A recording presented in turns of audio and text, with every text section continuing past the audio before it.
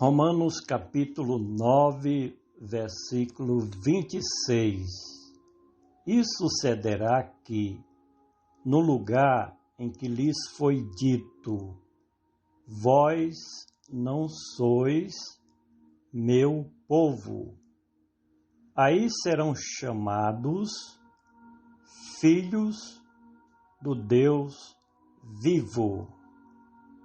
E sucederá que o escritor continua falando ainda dentro do livro profético de Oséias, fazendo uma interpretação no que está registrado em Oséias, capítulo 1, versículos 9 e 10. Quando o Senhor falava a respeito de Israel, mas que agora se cumpria na Igreja de Cristo Jesus, que era o novo Israel. O uso por parte de Paulo de textos do Velho Testamento era estratégico para dar autoridade aos seus escritos, principalmente quando seus leitores eram os judeus. Eles que davam realmente crédito às suas literaturas de cunho religioso. Outros escritores do Novo Testamento também praticavam esta mesma estratégia. E sucedeu que, no lugar, o apóstolo efetivamente reconhece que esta profecia, que era para a época em que Oséias escreveu, era uma mensagem escatológica escrita para os judeus, mas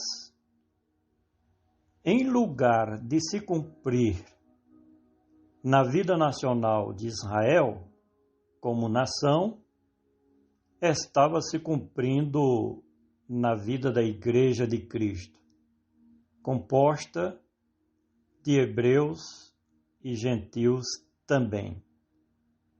Essa tese defendida por Paulo era motivo de guerra dos judeus contra ele e contra as lideranças do cristianismo, porque os judeus não aceitavam que os gentios seriam o povo de Deus.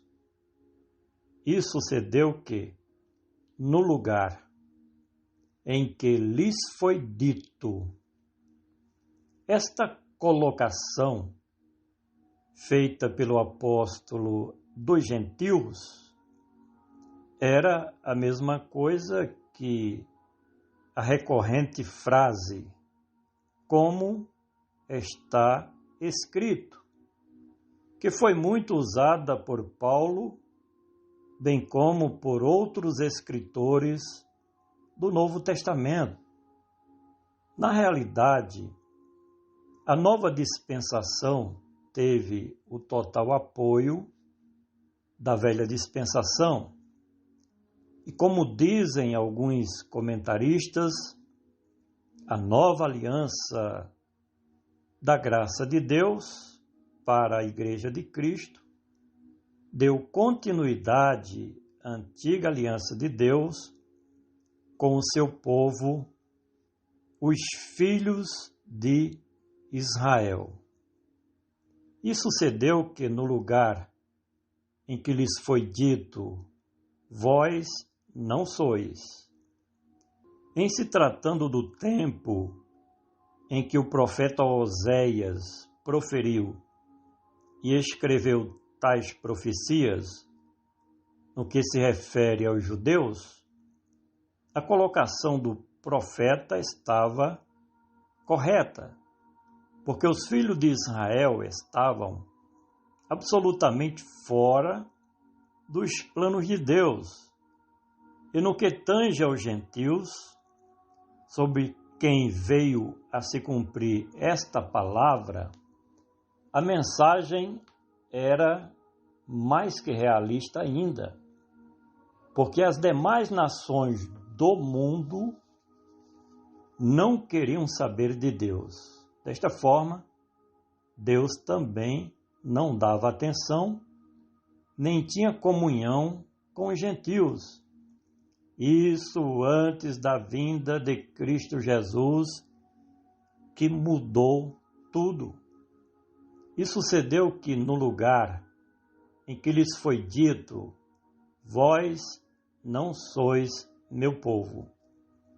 Essa era a teologia separatista dos judeus, em que, se tratando das demais nações do mundo, os gentios ou os pagãos, conforme fica bem claro nos parâmetros da legislação de Moisés, a aliança da lei era exclusivista, porque era um pacto nacional com os filhos de Israel.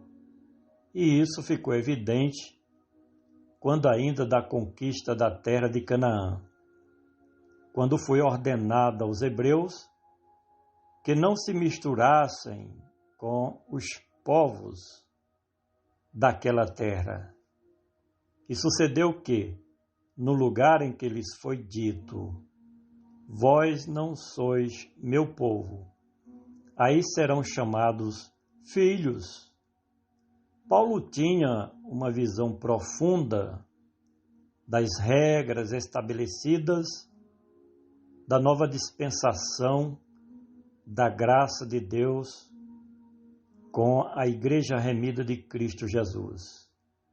Quem tem uma compreensão mais apurada sobre as realidades do período da Igreja primitiva quanto ao cristianismo, logo chega à conclusão que os demais apóstolos do Senhor Jesus não tiveram a mesma visão que Paulo sobre esta grande realidade. Finalmente, e sucedeu que, no lugar em que lhes foi dito, vós não sois meu povo, aí serão chamados filhos do Deus vivo. Deus em Cristo Jesus estava realizando uma coisa nova sobre a terra, implantando um novo pacto em que todos os povos e nações eram chamados para ter comunhão com o Criador de todas as coisas. Isto por meio da reconciliação realizada pelo Senhor Jesus. Quem aceita Cristo, o Filho de Deus, como seu Senhor e Salvador, agora também são considerados filhos do Deus Altíssimo, ou o Deus vivo. E esta filiação dos remidos de Cristo, a família divina, nos ensina sobre a salvação e a vida eterna, porque a soteriologia fala justamente da mesma coisa.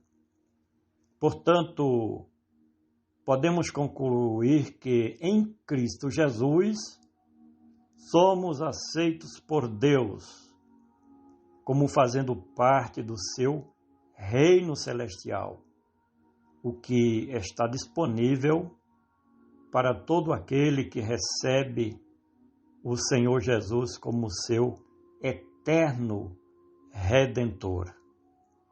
Quero mais uma vez solicitar a você que compartilhe, por gentileza, este áudio, principalmente com aquelas pessoas que ainda não nasceram de novo.